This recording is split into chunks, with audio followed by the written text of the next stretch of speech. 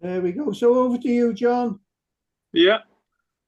So obviously back again for a second stint. So thank you for that, Derek. As I was just saying, obviously we've got the fly fair coming up and whatever. So rather than kind of going through what I'll be doing there, and I've got another event up at Llyn and Green actually as well before that. I just thought I'd go through a few patterns that I've kind of been tying for my own box over the last few weeks. So fairly straightforward patterns, and hopefully something that kind of ticks the box for everyone. We've got obviously a few river patterns, and then some stuff we can kind of use on the still waters and the reservoirs and bits and pieces, and obviously also the Welsh Llyns and bits and pieces like that. So like I say, a bit of a mixed bag tonight, and then like I say, hopefully something there for everyone really. So to begin, I'm going to tie a kind of variant, I suppose, on a green Welsh spider, which I've kind of named the Bling green Welsh. By that, I've just added a mirage tinsel ribbon through it, but other than that, kind of the dressing almost stays as it should be. So I will tie it in a size 12. How well can you see that hook? Can you see it fairly clearly, or? Yeah. Get it a bit closer without obviously. That's it. Yeah, perfect. Yeah, is okay. So that's a size 12. It's one of the fully mill FM50 95s. It's the comp heavyweight in black nickel. So obviously it's not a true spider hook, so to speak. But when I tie these, I'll normally tie it in a heavyweight hook, and I'll also tie them in a dry fly hook.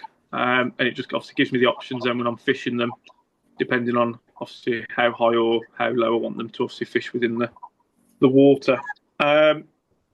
This is obviously a pattern that we can use obviously on the rivers and also obviously still waters and whatever. So thread wise, it's just some standard Textream 8-0 in olive. So obviously we're just going to catch that on just behind the eye. Take a few turns, working our way back, and then I'll obviously come in and just nip away that waist piece. Like I say, for the rib, it's Textream. Textream. It's not a Textream at all. It's the UTC Mirage tinsel. Sorry, in small. Small works best rather than the medium that you'd normally use for other patterns.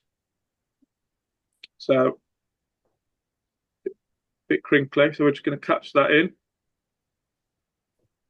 So this, like I say, this will be a rib and also a bit of a hot spot. So just touching turns until we kind of work our way to the point of the fly. That's normally where I will stop mine. Got my little clip there to keep that out of the way. And then obviously just work our way back up with touching turns. Make sure your threads line flat. Makes the body a little bit neater. And just work our way back up to the eye of the hook and just stop a few mil, obviously, before we get to the eye. With this now, I'm going to do a full rotation at the back, which will give us, like I say, a little butt, and then just nice wide open turns. So there's 2, 3, 4, 5, and 6. And then we'll obviously just trap that in. Like I say, that's really the only part that's not true to the Greenwell pattern.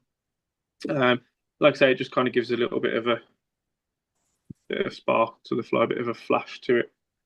What I will do now is obviously add the peacock curl, but again, this is peacock dubbing rather than a peacock curl. So this is just olive.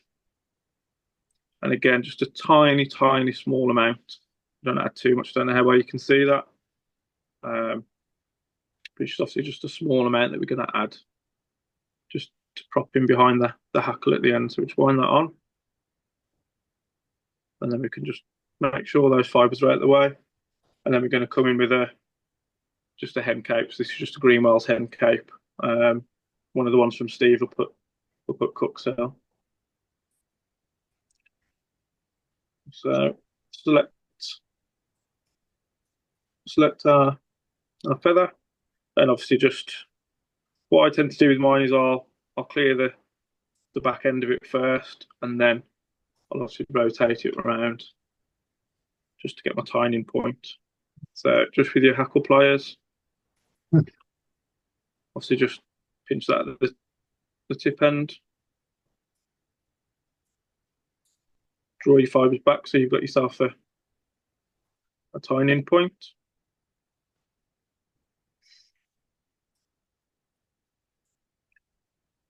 Bring that in, pinch and loop.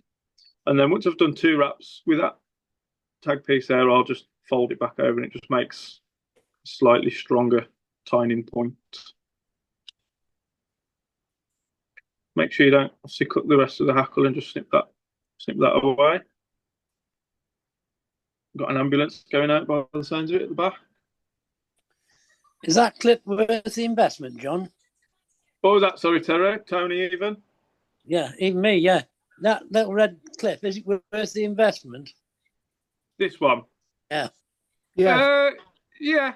But I've just got this vice now, the HMH. I've had it for a while. And I love the simplicity of it, but obviously it doesn't have any kind of...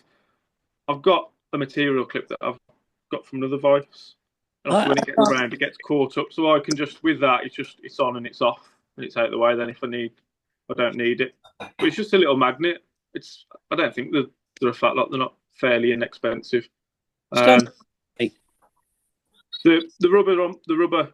Where's my camera? The rubber O-ring on mine started to perish a little bit, but I mean, I just use it literally just to rest a few materials in and whatever. Is it better than the air clip that you used to use? I've still got that, yeah. That's for my streamers and whatever that'll go on there, yeah. Just hold everything out of the way. So yeah, obviously just come in then, hackle pliers, and just obviously draw your fibres back. Obviously we don't want to overdress the fly with the hackle too much. Just make sure all those fibres are leaning back. So that's 1 full turn. I'll probably add 2, I'd say. About there. Come with my tying thread, and then just obviously two turns at the back of the hackle, and then I'll usually take that off. Just draw everything back, just to create a little bit of a head. Whip finish tool. Come in with a 3-turn whip. Draw everything down, and then we can obviously trim away our thread. Now you've got the choice obviously with that waist piece, depending on how brave you're feeling, I suppose. You can either obviously cut it or pull it away. I tend to pull it away. And then obviously what I've started using more and more now is this stuff here for the finishing heads. It's just Solaris UV. It's the ultra thin, so it's pretty much the same kind of viscosity as Vineyard stuff and Sally Henson's. Just give that a little coat. Was the brush that thin, or have you trimmed it? No, that is as it comes, to be honest. And then obviously just give that a little zap. For me, it's just a bit easier than using the varnish and whatever. It just dries a little bit quicker. Let me get an empty fly clip. I'll hold that up and hopefully you can see it a little bit better. But no, that brush is as it comes. I've got to try and work out where the camera is now, I suppose. Don't know how well that focuses, I don't know. But it's, like I say, it just adds that little bit of flash really on the rib. and obviously the peacock dubbing at the back just obviously adds a little bit more. I don't know how well you can see that, but like I say, nice simple tie to kind of get a few done. Like I say, all I'll do with that is I'll tie those in the heavy weight, and also I'll tie them on a dry fly hook as well, just obviously different weights depending on where obviously I want that fly to be fishing. Everybody okay with that one? Yeah, perfect. Like I say, nice quick and simple one to start with. Many people fish spiders on the rivers, or? Yeah, there's quite a mixture. Yeah. Must admit, I do enjoy it. One of my favourite ways to fish on the rivers if I can. So the next one is, I've tied one up earlier. I'm not doing very well here. I'm leaving it over here. It is, if I can find it. So I suppose really it's a hopper pattern, but it kind of started life out as a cruncher, and then obviously I've added the legs to it as well. And again, really nice pattern for fishing some of the Welsh Llyns and whatever, and obviously the stocked waters, places like Llyn and the likes. Obviously a bit close to home, you've also got Blithfield and places like that. But yeah, just a nice kind of pattern to have in the box. And obviously you can also, what I will also do, like I say, is I'll tie this similar to that pattern where this is tied on a heavy weight comp hook, but I'll also tie it as a dry fly version, just so it kind of sits on the surface. You can kind of gink it up and fish it that way. So again, same hook again on this one. As I say, you can tie it obviously on a lighter gauge wire, and fish it a bit higher up. So again, this is a size 12. I'll normally fish them kind of 12s and 10s, depending on obviously what's kind of happening naturally within the water. So tying thread is just some dark brown. This is Unithread 80, but anything kind of dark brown will do. So we'll, same again, catch it on just behind the eye and take a few turns, touching rearward, and then snip away our waist piece. For the tail on this, I used, it's actually hen fibres, and it's the same hen fibres that I'll use for the hackle at the front. So, I mean, again, it's one of those, isn't it? These are, like I say, fishing flies really. So I'll kind of add about roughly around about 6 fibres, but you don't need to be counting them out exactly. So just take that back, and what I'll do is when I get to that point, I'll stop. Tail length is obviously roughly the length of the hook shank. I can offer that up. Give my thread a spin, it just makes it easier to do a pinch and loop. I can draw that back a little bit. Slight fraction, yeah, happy with that. And then we'll obviously just secure the rest of the fibres to the hook, working back up. Now the body on this fly is a brown stripped peacock pearl. What I normally do is I'll tie that in as I tie the tail in at the end. But what sometimes happens is when we go and start tapering the body in a minute, if for any reason your stripped quill breaks, then obviously you've got to back a lot of thread off. So what I'll do today is I'll show you how a slightly easier way of doing it. So like I say, we're just going to spin the thread just so it's nice and flat. And from a few mil back from the eye, we're then going to take our thread back, and we're going to stop a few mil just before the end. So again, kind of where that hook point is, and then work our way back up. And obviously all this is doing is just helping us to taper the body once we had our quill. So I'll go back, and again, just make sure each time your thread's fairly flat. And again, I'll stop a few mil just short of the hook point and go back up. And that should be enough. So finally, I'm going to obviously come all the way back down now.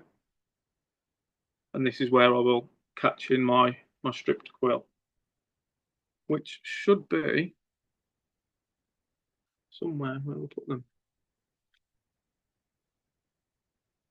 So these are just stripped quills that have obviously been dyed brown. You can get away with using natural if you want. It's not a problem. But I'll just use a brown on this pattern.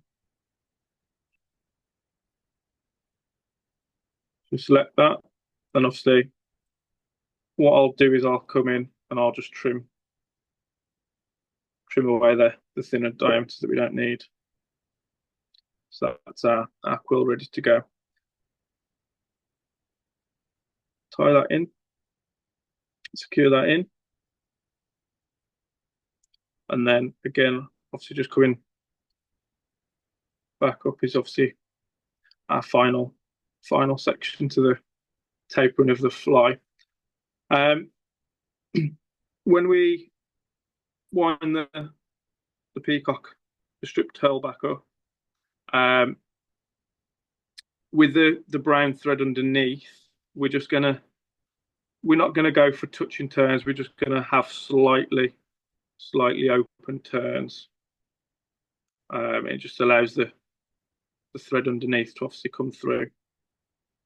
So again, I don't know how well you can see that, but we're talking probably about just under a mil between each turn. Just bring that back up, and it just, once we add our UV resin to that body, it just makes the segments look that little bit more defined. So again, just trap that in.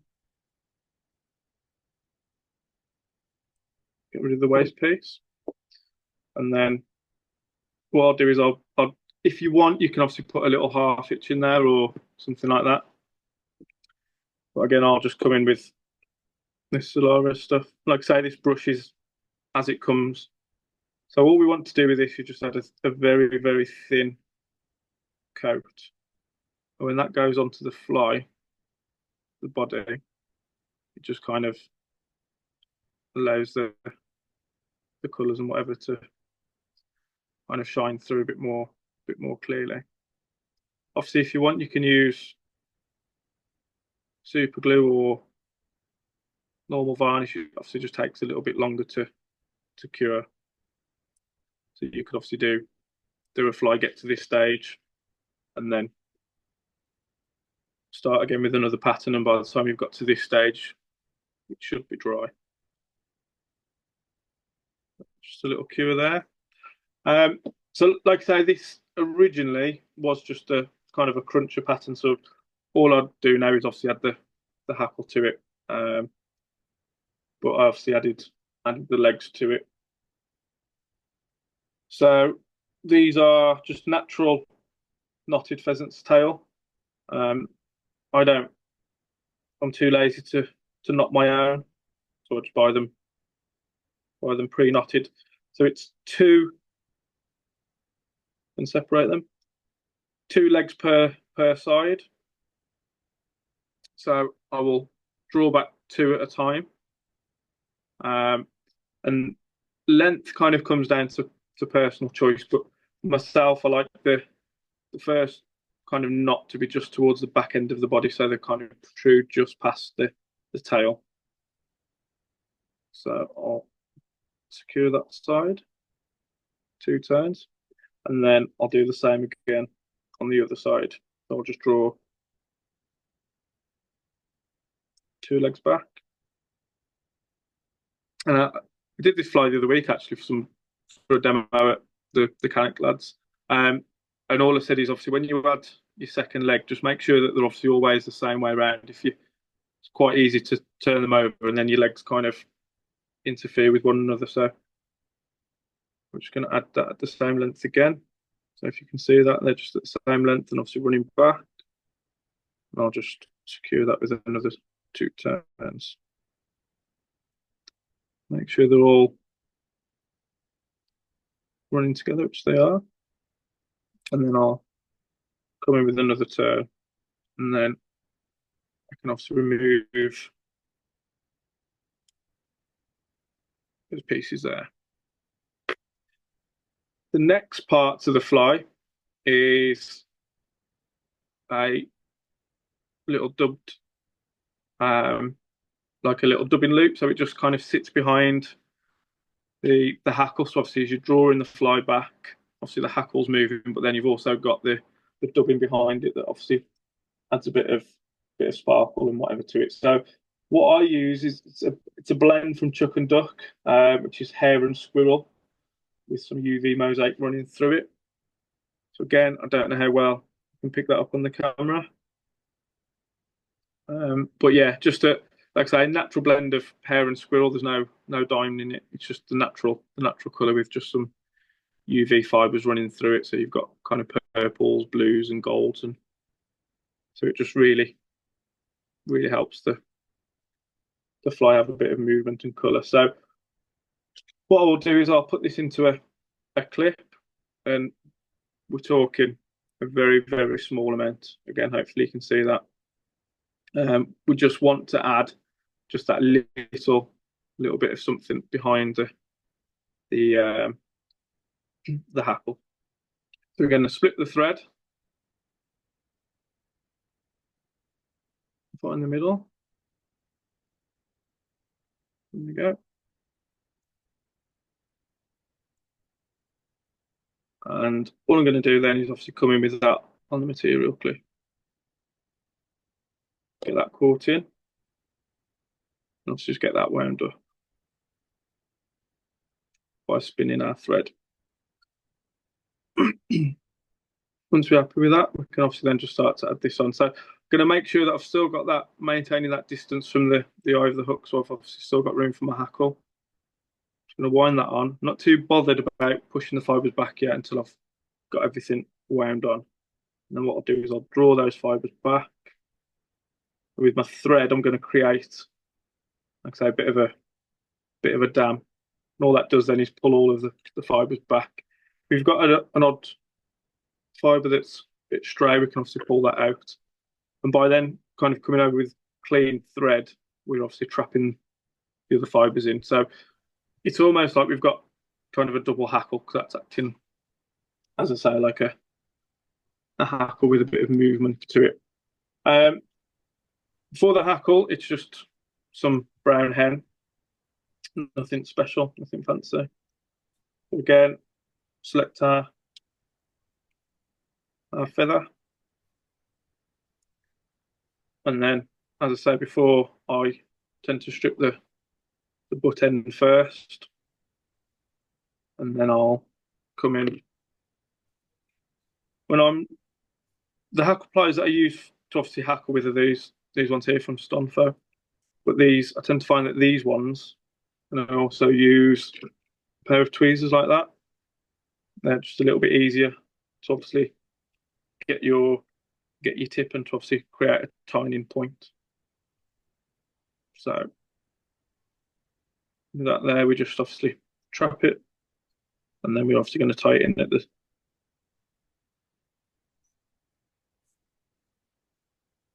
tip. So just draw those fibres back.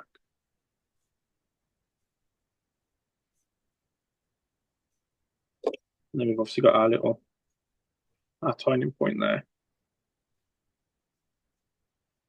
So again, I'll take 2 turns, just like I did before, and I'll turn that over, do another 2 turns, and then just come in, snip that away. And just like before, obviously draw some of these fibres back before we start our first rotation. And again, we're going to look to kind of add two turns of hackle. There's one, and there's our second. And again, I'll come up underneath with my tying thread just to trap it all in. Take the hackle pliers off, draw everything back, and just create a small, fairly small, neat head, like so. I've lost my whip finishing tool already. Put it back, that's why. And just come in with a 3-turn whip. 1, 2, 3.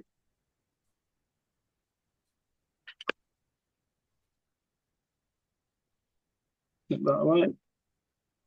And again, if you're feeling brave, we can obviously give that a sharp pull and that'll break away.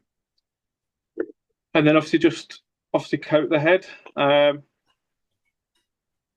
If you want, what you can do is when you get to that stage, you can then come in with a bit of a red tying thread just to create a bit of a hot head kind of effect on the pattern.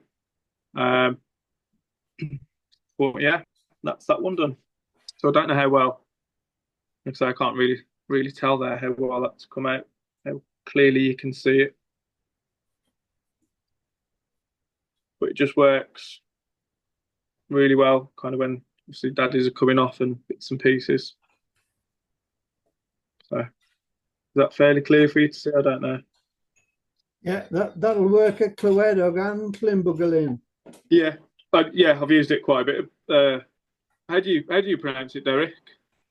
Clywedog. Yeah, no, but Llyn.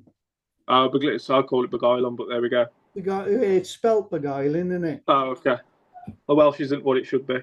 But yeah, that just, like I say, it just gives you an idea, really, of what you can do. Like I say, obviously, you can keep it fairly natural with a brown head, or you can obviously come in with red thread or something like that. And again, obviously, that one is tied for kind of daddy long legs and whatever, but there's nothing stopping you tying that in an olive, or obviously more traditionally like a black colour top, obviously with the hoppers and whatever. You can obviously change the legs up to reds and stuff for when the heather flies start coming off. So it's just, like I say, it's quite a nice fishy pattern that you can obviously tie it in a few different options colour wise and whatever else. Any questions on that one, or? That's very similar to the little hopper I was using up at Llyn. Oh, okay. What body do you use on that, Derek? Pheasant. Pheasant. Yeah. So, like I say, obviously, if you haven't got the peacock earl, then obviously you can use something like that. Turkey biots and stuff like that, they work quite nice under there as well. Or just, like I say, a slim dubbed body. But yeah, for me, the thing that helps on that pattern is that kind of little dubbed, the collar of dubbing behind the hackle. It helps support the hackle, doesn't it? Yeah, like I say, obviously supports it, but again, just with that little, like I say, that hare and squirrel, the mosaic, it's, like I say, I can't see how well you can pick it up, but it's just got, it's not over the top with it. It's obviously just got a few little UV fibres running through it that just obviously help pick up a bit of light and whatever for obviously the fish to home in on. So yeah, that's that one done. So those are the like I say, the first two really that are kind of still watery, kind of Llyns and whatever orientated. And the next few that I'll run through are more kind of geared up for the rivers. There's one that's kind of a shrimp pattern that's done well for me this year with the Grayling, and I've also got a caddis pattern that I'll show you as well. That can also be used for grayling and for the trout when they start. So what I will do is I will start with the shrimp pattern. So hook wise, it's a size 12, and 12s and 14s are the kind of the main size that I'll tie this in. These are the fully milled, the Czech nymph hooks. So again, there tends to be a little bit of discrepancy between different manufacturers and hook sizes and whatever. As a 12, I would class that as a fairly big size 12, really, I suppose. So, like I say, 12s and 14s, depending on what you use, and it might be 10s, 12s, and 14s. Rarely will I tie anything bigger than that, and like I say, rarely would I tie something in a 16. Really, tends to be, like I say, between the 12s and the 14s. For the body, obviously it's got a lead wrap underbody. You can obviously cut that into strips if you want. What I tend to use is a blade and a metal ruler. And what that tends to do, what I find, is it just gives you a neater finish overall than with your scissors. So I've said that, but I'll cut this one because it'll be a little bit easier just to get it going. So the lead wire, I'm going to cut it probably a couple of mil in diameter, in width rather. Should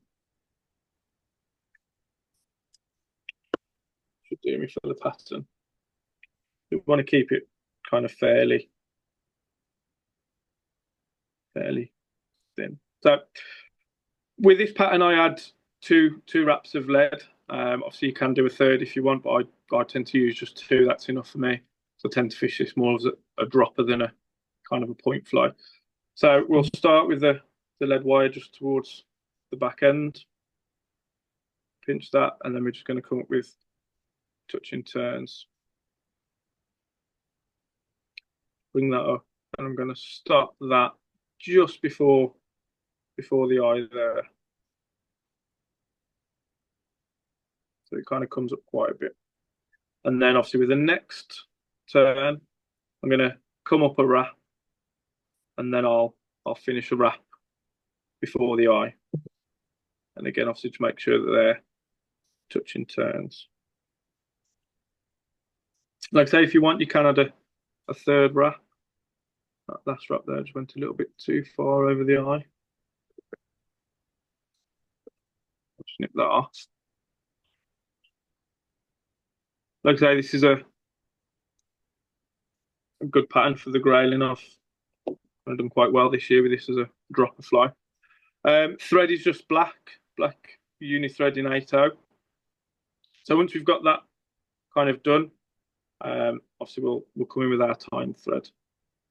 So just behind the eye, and all we want to do is obviously just kind of help smooth out the body from the lead wire. So we don't really need to have touch and turns as we come in, but we want to just kind of work our way over the lead, just smoothing it out. Just makes our life that bit easier when we kind of bring over our body. So I'll get rid of that tag piece and just, like I say, just work that area there towards the head end, and then we'll come back down to this area here. Just by smoothing it out, like I say, it just makes our life that little bit easier. So I'll stop there. So obviously I'm going to add my rib to the fly and obviously the shell back. So the rib is the first material to come in, and the rib for this fly is just some clear mono. So this is, I'll have a look now once I've cut it off. Diameter wise, it's 0.22 of a millimeter, so it works out about 6.5 pound. Before I tie this in, I'll just flatten that tying point. If you run it between your teeth, again, I don't know how well you can see that, it just kind of roughs it up a little bit so it doesn't doesn't pull through. So pinch that in. And with this, I want this to kind of come on the underside of the body. And we'll come back up. I'm doing this, and I haven't even told you what the name of the fly is. I've just told you I'm doing a shrimp. So this pattern is what's called an infected shrimp. So basically the idea behind it is that freshwater shrimp get infected with a parasite, and it gives a natural kind of orange hotspot within the shrimp. So this pattern is just obviously designed to represent that and imitate that. As I say, it is called the infected shrimp, but it's also kind of a hotspot shrimp, really. So it will be tied with an orange hotspot, but you could easily change that up to pinks or purples or something like that. So that's the idea behind the fly. So yeah, so I've got the ribbon, and then the next thing I'm going to do is come in with the shell back, which I forgot to get out of my drawer.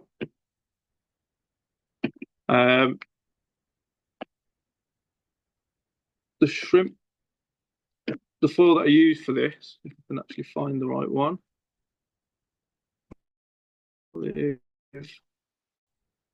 pink. The one material I forgot to get out is it's the magic shrimp foil, which I quite like because it's just a little bit thinner. There we go.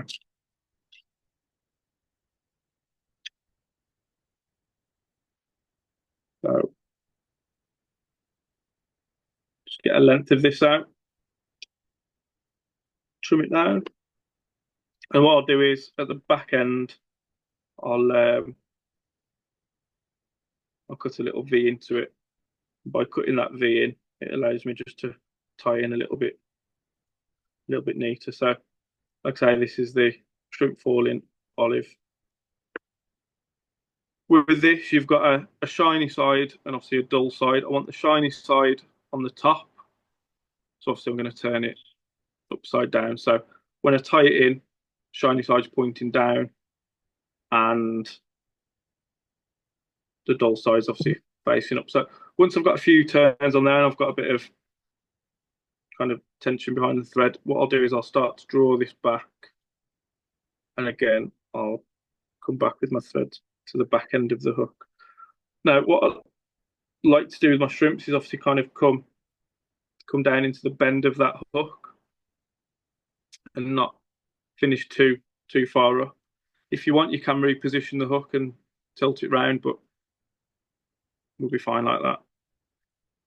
So once that's all kind of secured down, come in with my first set of dubbing, which again is this hare and squirrel stuff from Chuck and Duck with the UV mosaic. So I'm going to add that on and create a fairly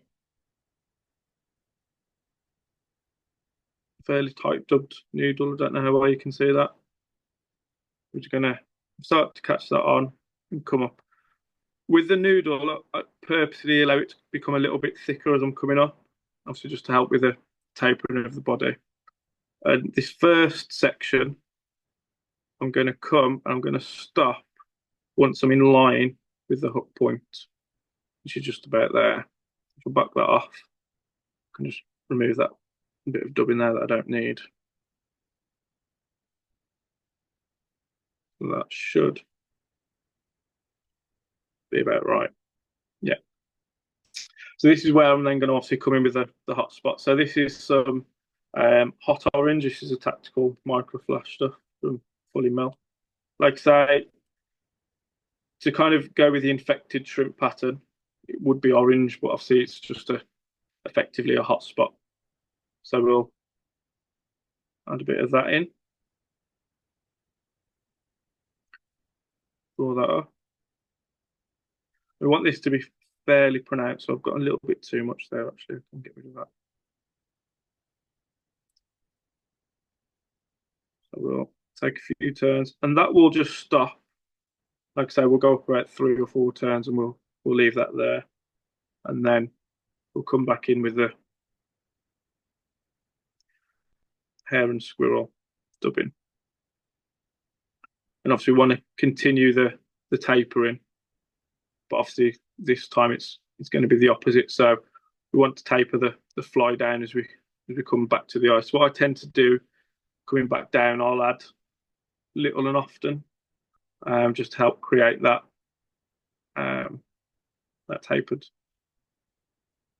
body that I want, like so. And I'll leave myself just a few mil back from the eye, just to obviously get everything caught in. So again, I'll just draw those fibres back, just allow myself to have that bit of a timing point. What I will then do is come with my Velcro, and I'm just going to brush a few fibres down. I don't want to rough anything up. I just want to kind of tame some of the fibres down.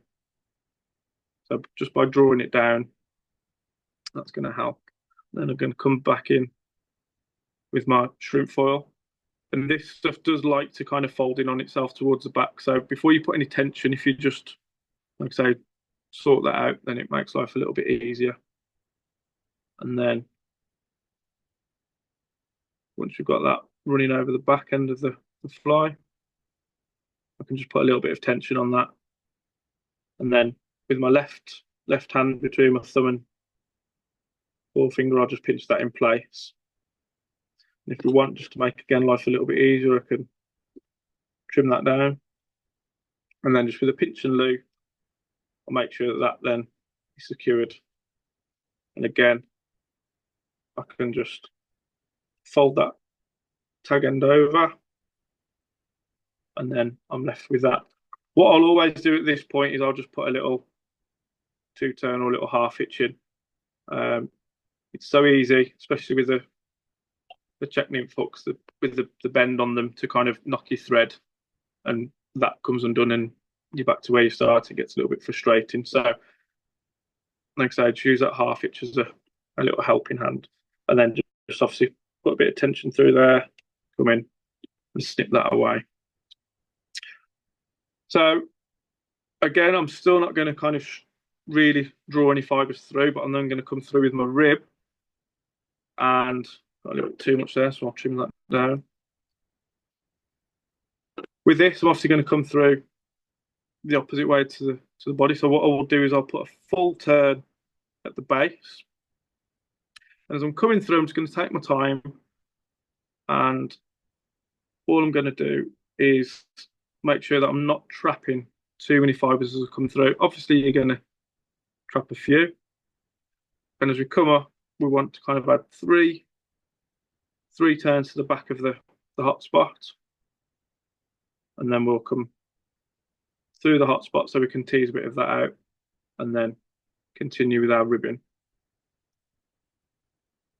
And we'll bring that up to the head of the fly, and then obviously just secure that in place.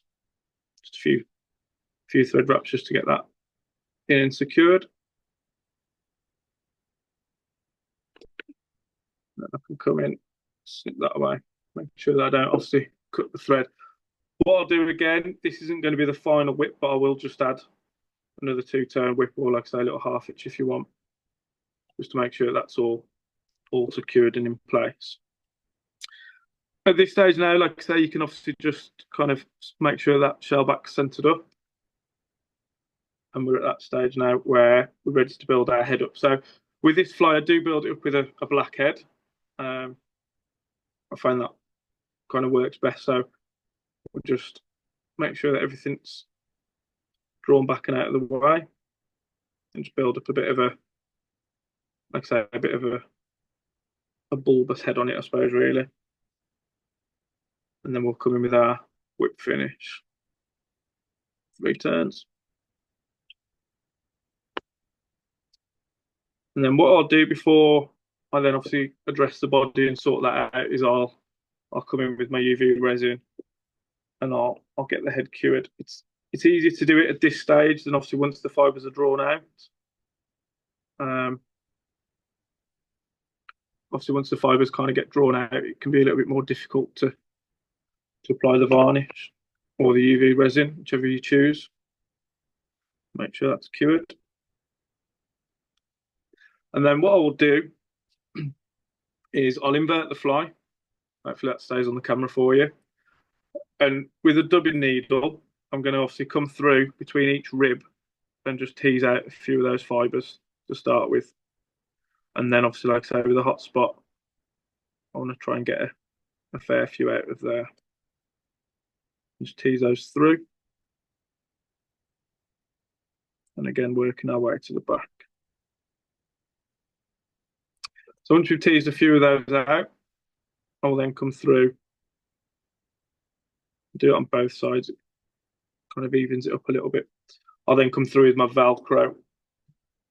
And all I'm going to do with the Velcro is just draw the fibres down. I'm not going to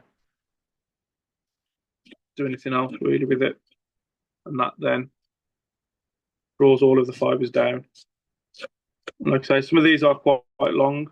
That's fine. We're going to come in with our scissors. That's all drawn down. And then what I'll do is with my scissors, I'll then kind of, the longer stuff I'll hold and I'll cut them just inside the hook point. That's kind of the length that I want those fibres to sit at. And then if I've got the odd fibre that's out of place like this one here, I could just come in with my tweezers and just pull those back. And just, yeah, make sure everything's kind of kicking back. And that's the infected shrimp. Like I say, you can tie it as a, can't quite get that on there, I don't think. Yeah. You can tie it as a, like I say, slightly different colour. Obviously everyone knows kind of Tim shrimps are a really good pattern, and that's obviously got that kind of orange colour tinge to it, but this works really well. Like I say, it's just that, believe it or not, it is actually, like I say, based on a natural shrimp pattern that you would obviously get once the shrimps do become infected, but you can easily change that up. Like I say, I also tie this in a pink version as well, but that's the natural state of it. And there you have it. Any questions on that for anyone, or? They're all on mute, so. Oh, they're all on mute. Yeah. If anybody's got any questions? No, they're all happy with that. That's what I use for the shellback. Like I say, that magic foil. It's just a much thinner material. Just when you bring the rib through, it obviously just creates a better, I feel, a better segmentation. But yeah, so that's that one. What am I doing next? I will do the Peeping Caddis nymph. So, obviously, Peeping Caddis is a fairly commonplace pattern. There's a few different options out there. So, with this pattern that I've kind of come up with, there's just a few differences to it than what you would normally get with a Peeping Caddis, which I'll obviously run through as I'm tying the pattern. So, hook wise, I use the Jig Force, Fully Mill Jig Force. This is a size 14. Again in black nickel. So we'll nip that in. So that's the hook that I'll use. And then for the beads on this one, I will use if I can find them. All right.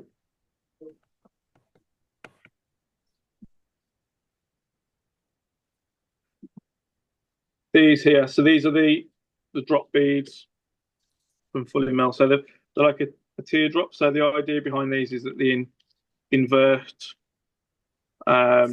even like a straight hook rather than a jig hook, but you can still use these with a jig. And the reason I use this bead with this hook is when the fly is dressed, I think it just gives it a little bit more of a better profile than obviously a kind of a countersunk, a slotted tungsten bead, sorry.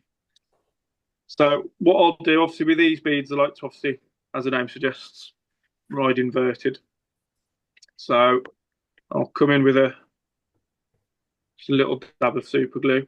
I'll just put that bit of super glue just on that bend of the jig there, and then just set that down. Just pinch that there in place for a second or two, and then that's held in place. Thread for this pattern, again, we're back onto the black uni thread, and what I'll do to obviously help that bead stay in place is just build up a bit of a thread down behind it. So I'll catch the thread on and I'll come down, get rid of the waste piece, and then come back up to the bead, and then again with my thumb and finger from my left hand is I'll just pinch that in place, just take a few wraps, don't want to do too many, and then come back down, and that'll create a bit of a tapering thread down behind it to stop that moving around. So that's the bead secured. With this pattern, like I say, with the Peeping Caddis, the peeping section to it's not that different. It's basically what I will use is some Glo-brite number 12, and that'll create the colour for the pupa. And then I've got this stuff here, which is just some kind of nymph wrap in transparent colour. So this is the first material to get tied in. So all I'm going to do is come in and cut that at an angle, kind of a 45-degree angle point, and I'm going to tie it in with the straight edge, the longer edge facing down. That's going to help me when I finish off the pupa. So we just catch that in like so, and keep it towards me, yeah. And then once again, I've got a few turns on that. I can just draw that back, and obviously come in with my tying thread, touching turns, just make sure that kind of is obviously bedding down. And then I'm going to come down and around the bend of the hook, and I'm going to come approximately kind of halfway into the bend of the hook. I don't like to come down too much further, just because I like to keep that area fairly clear for obviously when you obviously catch the fish. So roughly, like I say, about halfway into the bend, and then tying thread can come back up. And we'll, if you've got a little bit of that nymph wrap sticking through, we can just lash that down. So then the next part is to bring in some Glo-brite number 12. I'll catch that in, draw that through. And again, we just want to take our time with the thread, just taking that back down, and we're going to bring that back down to the halfway point on the bend of the hook. Again, to make sure our thread's coming out pretty flat, so just give it a spin if you need.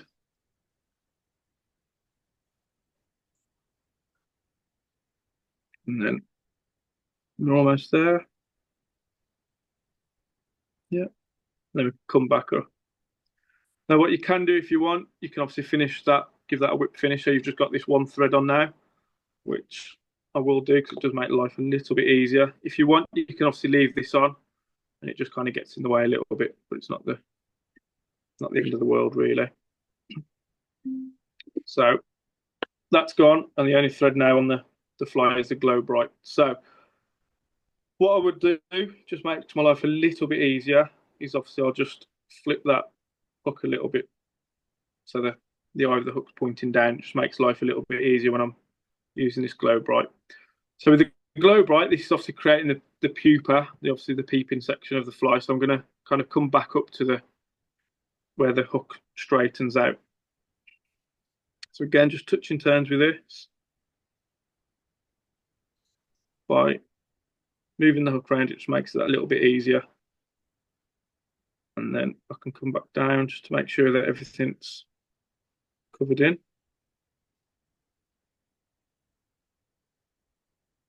And it again just creates a bit of a tapering section to it. So once I'm back to that area, I can then kind of do open turns back up to the bead, and I'll straighten that back up, and then come back in with my black tying thread,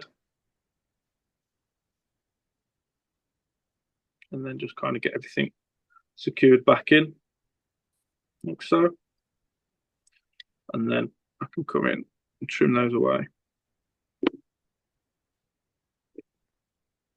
And then just to make sure that all that's secured, I'll obviously go over those open wraps, come back up to the bead there.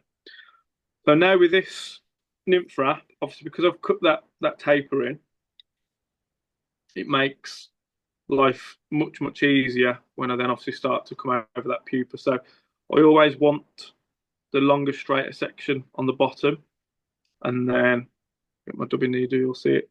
Obviously that cut edge then kind of comes up the fly. So I've always got this straight edge coming over. So to begin with, we're going to put a bit of tension on that and just make sure that the bottom end of that pupa is covered in, which it is. Careful of the hook point. And then as we come up, two things happen. First of all, obviously, the nymph wrap becomes a little bit wider from the tapering, but I also start to let go of the tension on it. And then we just come up with overlapping turns until we back up onto that bend of the hook, like so. And then what I can do is my black tying thread, work my way back down, and then just do that in place. So that's now secured, and I can just put a bit of tension on there, and then just bring my tying thread up, just to make sure that's going nowhere. Then snip that away, and then this is where I won't say the pattern's different, but what you'd normally find on a peeping caddis would be kind of partridge or something like that for the legs. What I actually use is CDC. The reason for CDC is kind of two reasons. One, it obviously traps the air, so you kind of get the air pockets, and also it's more of a free moving material, so it kind of creates a little bit more movement in it. So with a feather, we're just going to obviously draw the fibres back. The stuff towards the butt end, I'll remove the fluffy stuff, and all I need is half of a feather.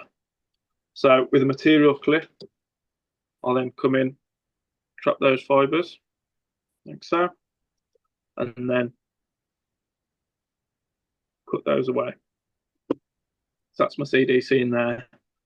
What I'll then obviously do is come in, split my thread, like so, and add these fibres in.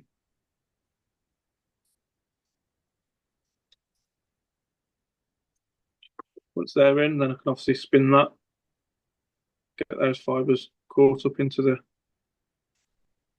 tying thread. And what I will do is, as I bring these round, I'm not going to draw any of the fibres back. I'm just going to draw it round. And then once I've got to the last section, I'm going to do another full turn. The reason why I want to do that is it causes a CDC to kind of split both ends. Like I said, I don't know how well you can actually see it. For this first section, this side kind of becomes a support. And then what I'll do is these fibres then, I'll then draw back, and I'll just put another wrap over the top of those. And what that does, it obviously just creates the legs kind of just kick out a little bit more. I'll get that all secured.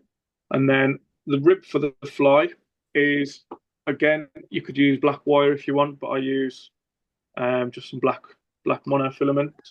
This is amnesia. And again, just like the shrimp pattern, just give that a little flatten out. If you want, you could use some pliers or something We'll trap that in. And then we'll bring that obviously back to where those CDC fibres are. So the dubbing for the body is a 50-50 mix of two things. So it's natural hair and squirrel, and then some black squirrel UV. And you basically end up with something that looks like that. So it's obviously that hair and squirrel will naturally darken when it gets wet, but just by adding that little bit of extra black dubbing into it, like I say, a 50-50 mix, it just creates a slightly darker dubbing blend just to help create the case. So I dub that on, and what we want to create with the body is kind of a level body. So we don't actually want to create kind of the traditional carrot kind of taper. So we'll get a turn in at the back, and we'll just bring that up. And all the time I'll just see how that dubbing's coming up, and just keep it, like I say, fairly level. Just add a tiny pinch more. Not too much. That'll do. Just in behind the bead. With the rib, I'll then obviously come through. Look to add 4 turns. So there's 2, 3, and 4. And then I'll get that secured in place before snipping that away. And then just to finish the fly, I'm going to come in with a little bit more of that dubbing. And this is going to be dubbed on slightly looser, just to create kind of a bit of a collar for the fly. So we can get rid of that bit. So we've created that collar. To secure this, I'm going to use some super glue on my thread.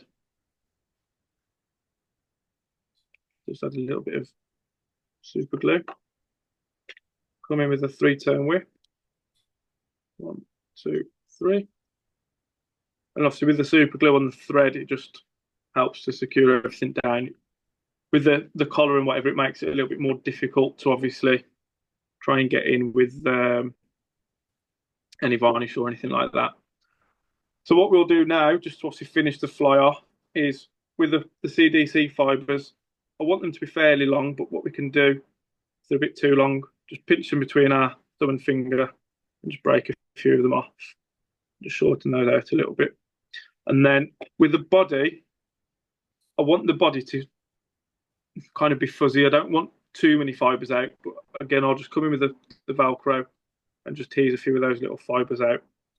And just kind of draw those back. Like I said, I don't want too many of the fibres to come through. Anything that's too long, again, I can kind of trim down and away.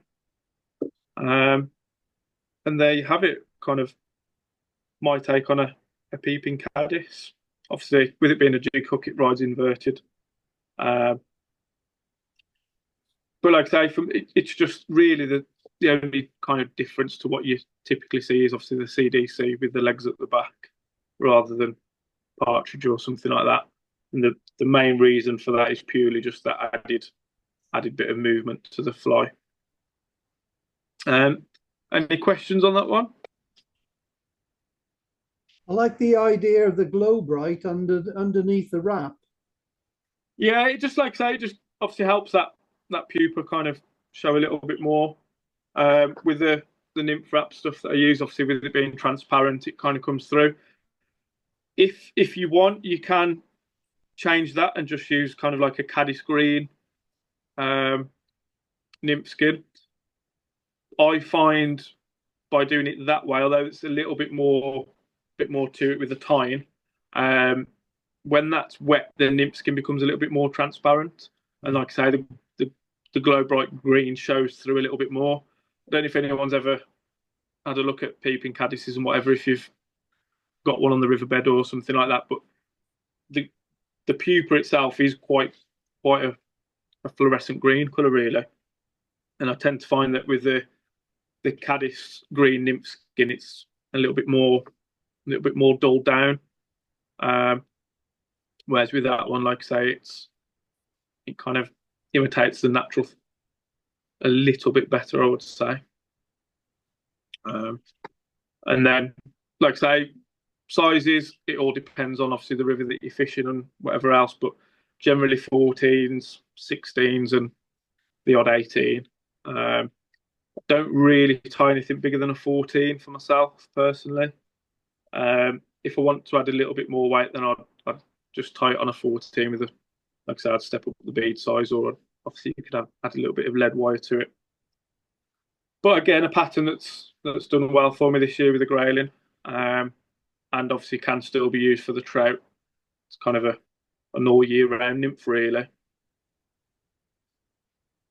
And it's going to fish with the hook point up. Yeah, so like I say, with obviously it is tied on a jig hook, so it will fish inverted like that.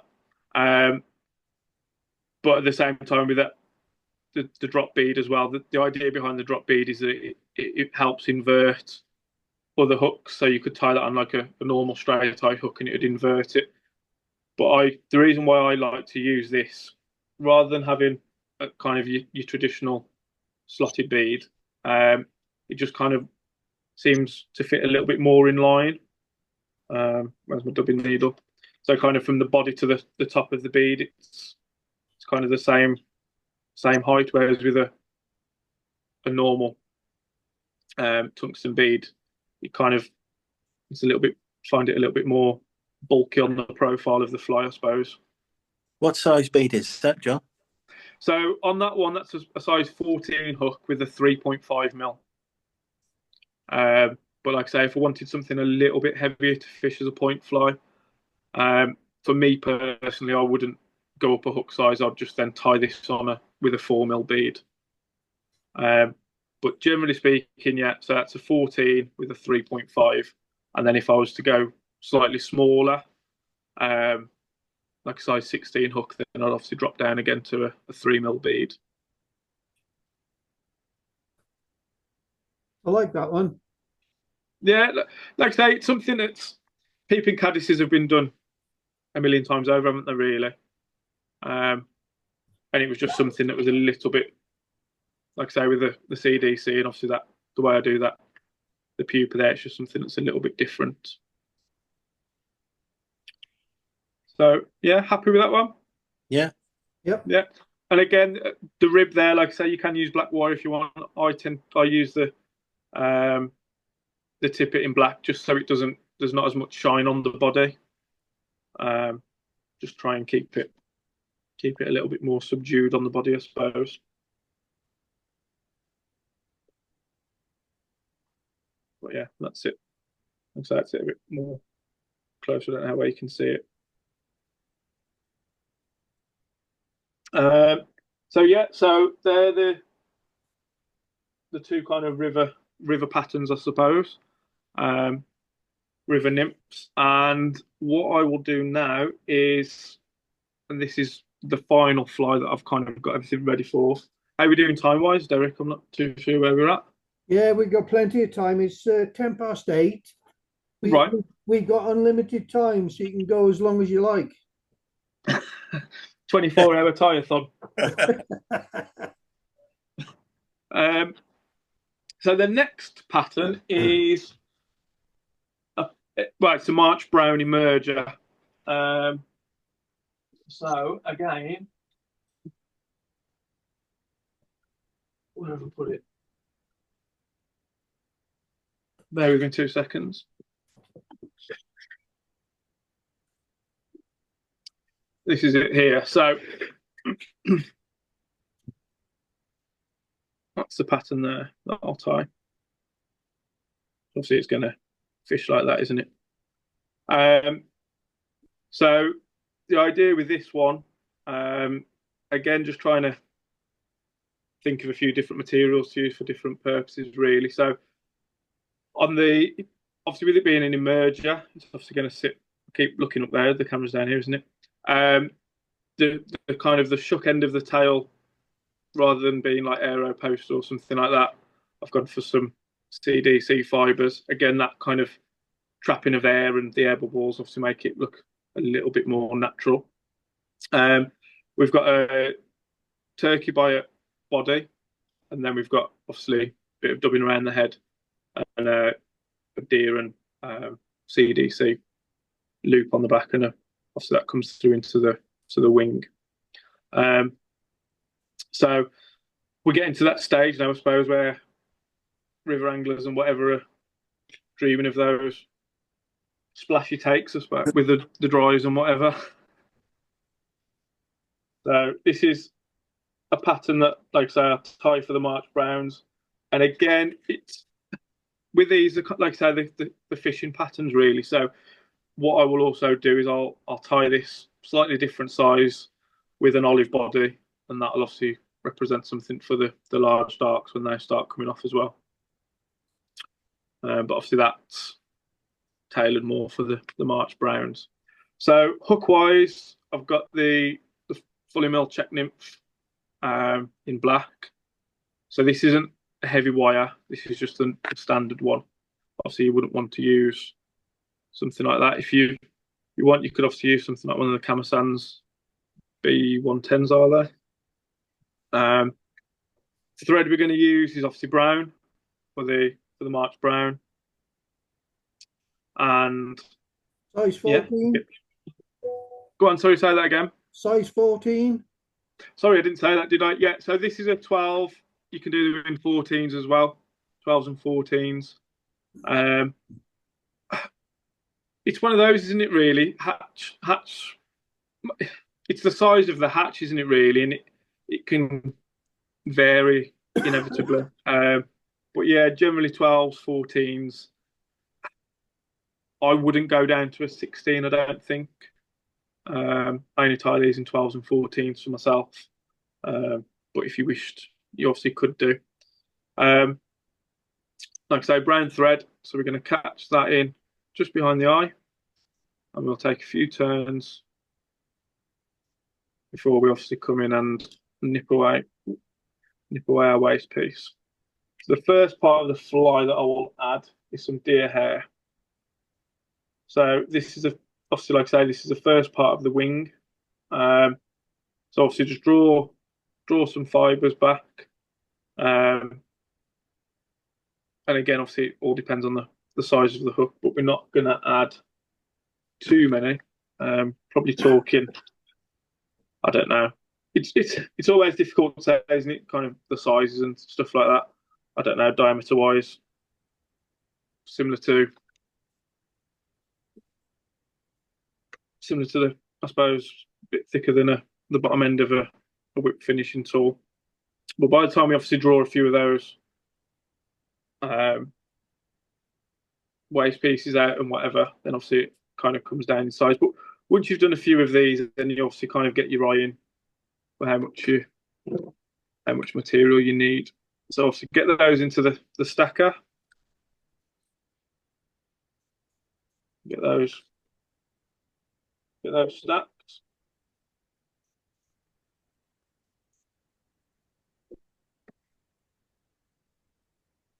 And then the length that we want to tie this is roughly the kind of the length of to the bend of the hook.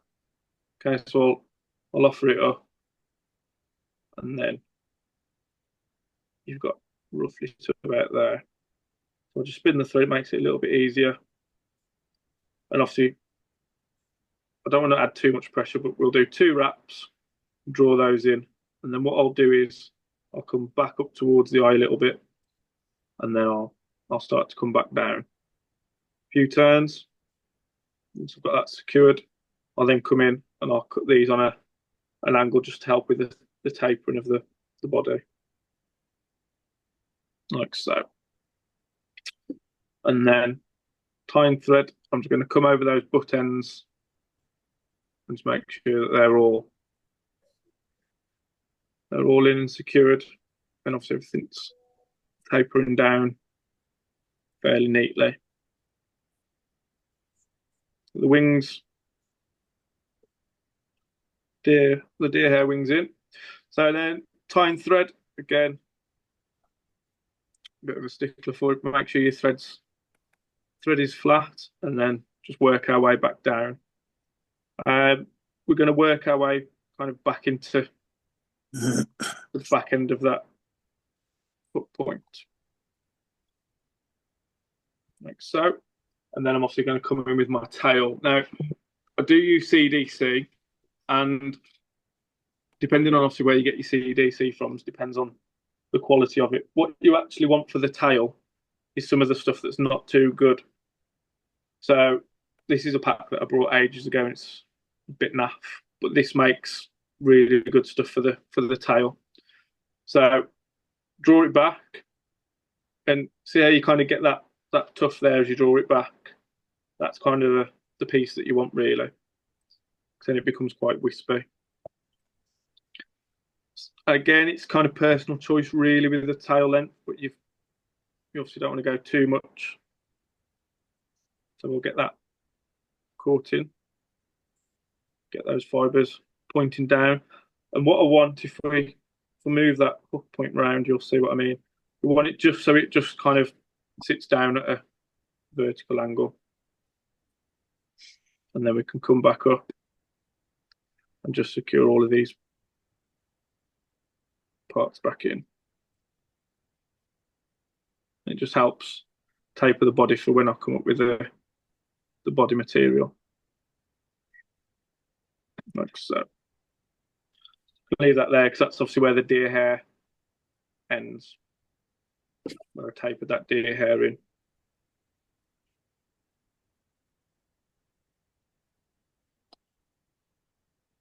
Like so. Then I'll come back down, but I'll stop just before where I finish my thread, and that's where I'll catch in my body. So the body is some turkey bite in brown.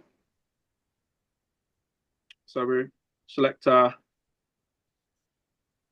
material, and again, little people use this, probably something that you already know, but if you draw it back, and obviously you leave the nodule on there, and it helps you to kind of get it the right way around when you're, depending on what you want, whether you want the tapered or the smoother body. So what I'll do is I'll nip a little bit off, obviously with that nodule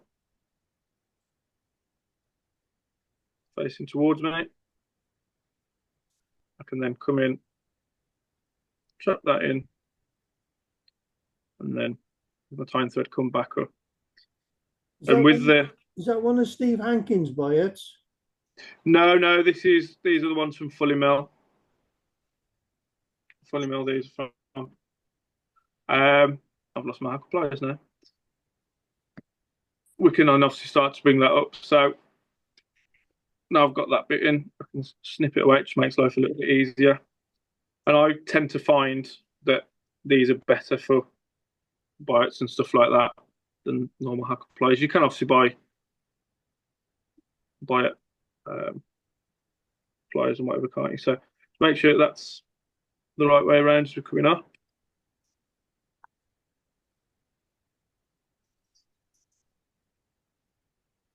There we go. And we're just going to start to bring this up. Just missed a bit there.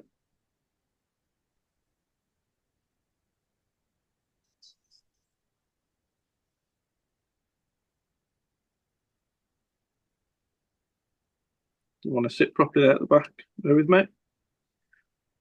Always plays up, doesn't it? Just twisted a little bit there at the back.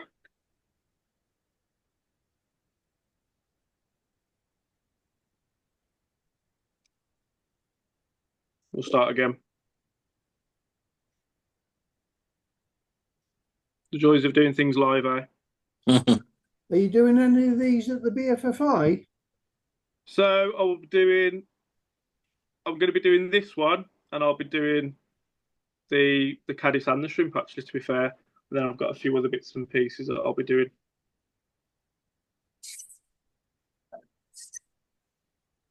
Right, try again.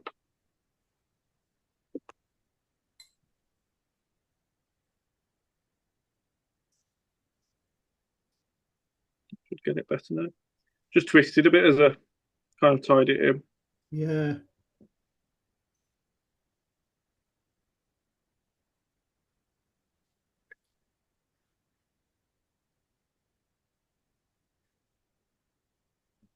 Right, try again.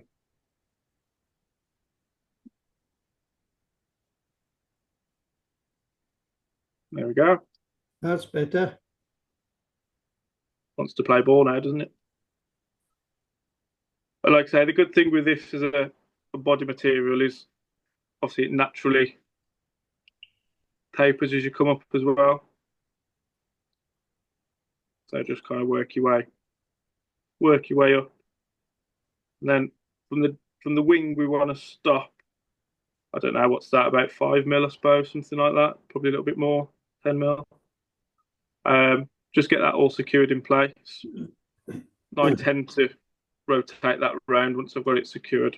It breaks away a bit more neat. So what I will then do is I will come in, and this time I'm going to use obviously some better CDCs from what I've got from the tail. And we're going to add kind of 2 to 3 fibres. We want this to be fairly long. So again, we'll just marry the tips up on those. So I've got 3 there. Just marrying those tips up. We want a little bit longer for the third one. There we go. And this is just natural CDC. We've got that, and then once we've got those, we can kind of draw them all down. What we're going to do, we want the CDC fibres to obviously finish up at the same kind of length as the deer hair, but obviously because we're going to create the loop on the back, we obviously tie it in reverse. So just obviously factor that in when you come to tie it in. So what I tend to do is where I've finished that point there, I'll bring them to there, and then that's kind of my tying point. Just allows that a little bit more, and then just draw them through a little bit more. Get those secured in, and then I can come in and just strip away those points there.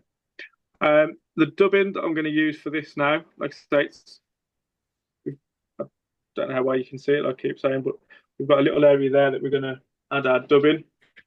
Dubbing wise, I use just natural hair and squirrel. So this is again from Chuck and Duck, but this is just, like I say, this is just natural.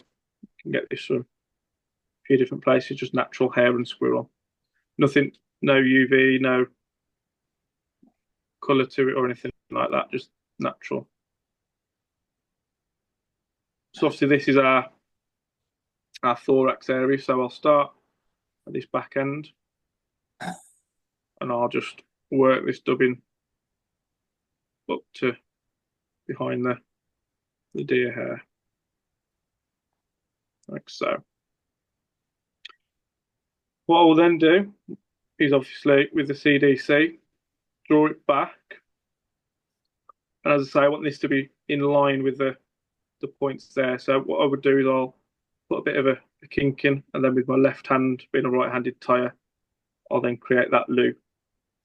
It's easier sometimes if you give it a bit of a spin, because they kind of all come together, and then it just helps create that loop. So with this now, give my thread a bit of a spin so I can do a pinch and loop. So 1, 2. So that's kind of the loop created at the back. And then all I will do is take another small pinch of the natural hairs here and just come over there another twice just to hold that. Draw everything back, and then I'll come through that area there at the head. By building that bit of dubbing up there and thread, it obviously just helps kick that deer hair back a little bit. So we just kind of come over it, and we'll create our wing to stick up a little bit more. Draw all of your fibres back, and then what I'll then do is obviously come in with my whip finish.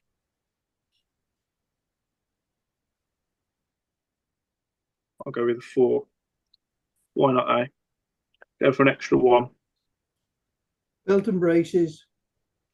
If you want, you can obviously add a second rotation to that. And again, I'll normally come in just with a drop of super glue on that head. Where am I at? Bit of Velcro then just comes in and just roughs those fibres up. And then obviously the idea is that then sits like so in the water.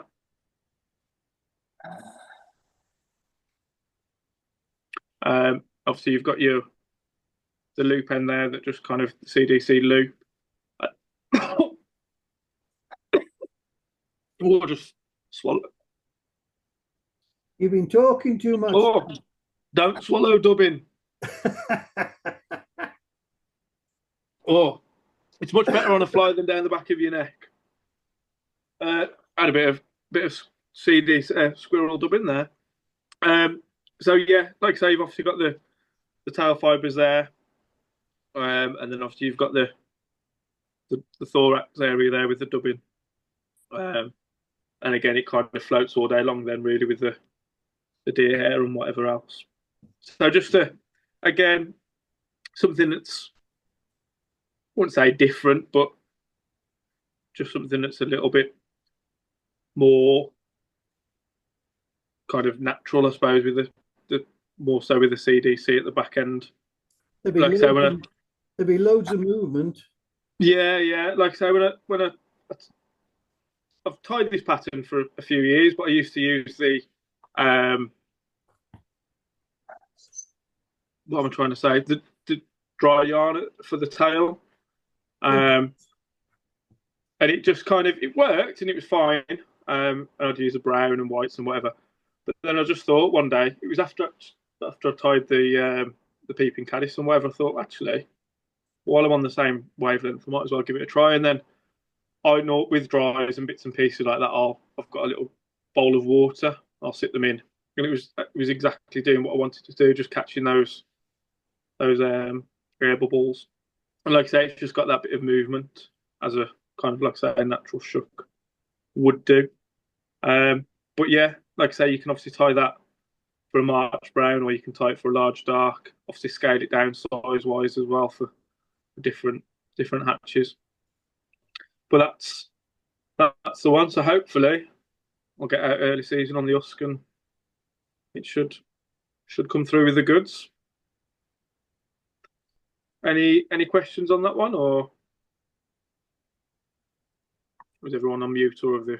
They're all really quiet, aren't they? I'm going to say they're well behaved tonight, aren't they? So yeah, that's that one. And that's kind of that comes to the end really with what I thought I'd tie. Thought I'd do the 5. So yeah. Thanks for tonight, John. No, it's absolutely fine. Anyone, any questions at all on anything else?